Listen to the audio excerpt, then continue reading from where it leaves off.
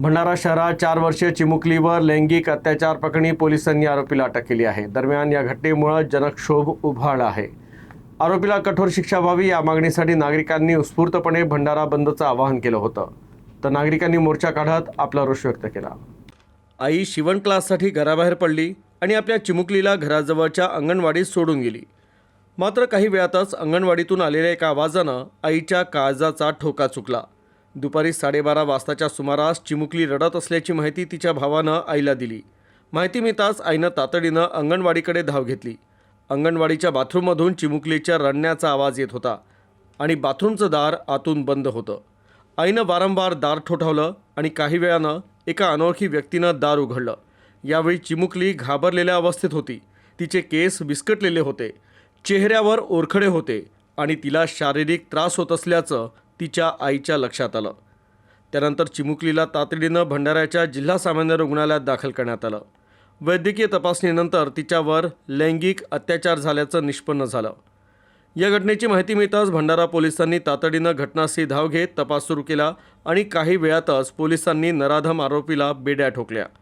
आरोपीचं नाव रोहित संजय वासनिक, वय 30 वर्ष, राहणार गौतम बुद्ध वॉर्ड। मात्र या घटनेनंतर संतापाचा उद्रेक झाला। रात्री जिल्हा सामान्य रुग्णालय परिसरात नागरिकांनी मोठी गर्दी केली। आरोपीला आमच्या ताब्यात देण्याची मागणी करत संतप्त नागरिकांनी पोलिसांकडे रोष व्यक्त केला। दरम्यान 2022 मध्ये आरोपीवर विनयभंगाचा गुन्हा दाखल असल्याची माहिती समोर आली। त्यानंतर 2024 मध्ये पॉक्सो कायद्याअंतर्गत गुन्हा दाखल झाला। या प्रकरणात आरोपीला 14 महिन्यांची शिक्षा देखील झाल्याची माहिती समोर आली। आता हे प्रकरण जलदगती न्यायालयात चालवलं जाईल अशी माहिती पोलिसांनी दिली आहे।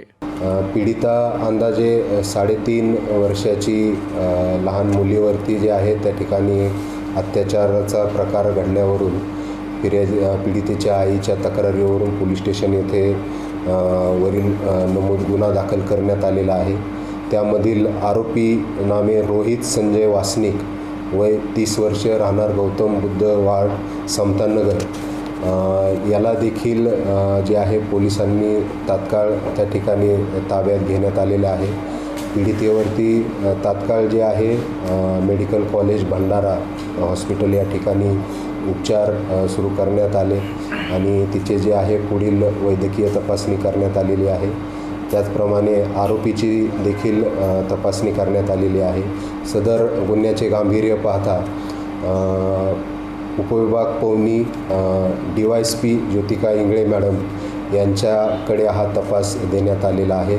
दरम्यान या संतापजनक घटनेच्या निषेधार्थ शुक्रवारी भंडारा शहर बंदचं आवाहन करण्यात आलं होतं आणि नागरिकांनी देखील उत्स्फूर्तपणे याला प्रतिसाद दिला। गांधी चौकातून विद्यार्थिनी आणि महिलांनी मोर्चा काढत आपला रोष व्यक्त केला। 3-3 वर्षाच्या मुली लहान ज्या अंगणवाडीमध्ये जातात त्यांना काय समजत असेल की आपल्या सोबत असं काहीतरी होऊ शकते। त्यांच्यासाठी त्यांना सेल्फ डिफेन्स माहित नाही काय असतं, असं काही होऊ शकतं हेच माहित नसतं। आम्ही आहोत, आम्हालाही भीती वाटते की आम्ही कुठेतरी बाहेर जाऊ, आमच्यासाठी असं आमच्यासोबत असं काही होऊ शकते। तर अशा वेळी आम्ही काय करू, म्हणजे त्याला न्याय नाही मिळाला तिला, तर आता जितके पण लोक असं करू शकतात त्यांच्या मनात काही भीती राहणार नाही। तर आमचं असं मत आहे की तिला न्याय मिळाला पाहिजे आणि जो आरोपी आहे त्याला जितकी होऊ शकते तितकी स्ट्रिक्ट पनिशमेंट मिळाली पाहिजे।